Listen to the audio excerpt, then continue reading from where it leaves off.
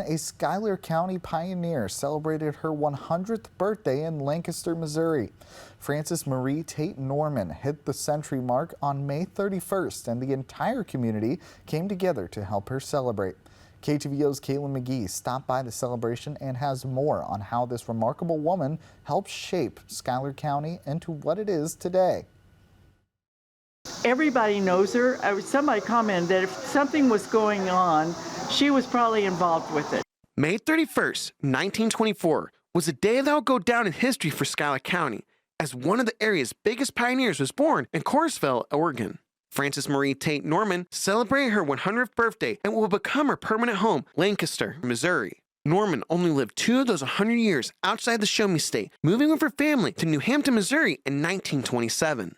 And we traveled to about 16 different parsonages where my dad preached, and my mother went with him. And so they left me here, and I've been here ever since.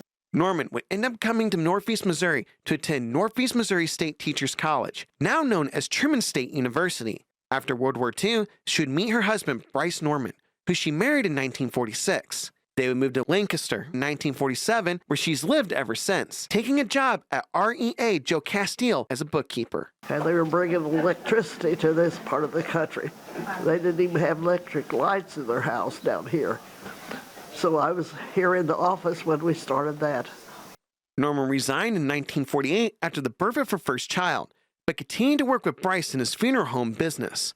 During that time, she provided ambulance services until the 1960s, when the county formed its own ambulance district. To help the district in its infancy, she donated the medical equipment she used to get the service started. Norman is an avid reader and was a big part of helping bring a library to Schuyler County. We didn't have library services, and so she and the pharmacist, Perry Stacy, petitioned the Missouri Extension Service to have a bookmobile start coming to this county, and that was the first step in developing a library. Other achievements Norman had during her decades of service to the county include organizing the local Boy Scouts, becoming a charter member of the Schuyler County Nursing Home Board of Directors, establishing the first parent-teacher organization in Lancaster, and was a charter member of the Schuyler County Historical Society. Her service to the county has made her loved, and everyone in the area wanted to show appreciation during her 100th birthday on Saturday. She's loved.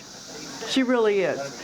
She's gotten so many cards and communications about how inspirational she has been to them, what an encourager she has been to individuals.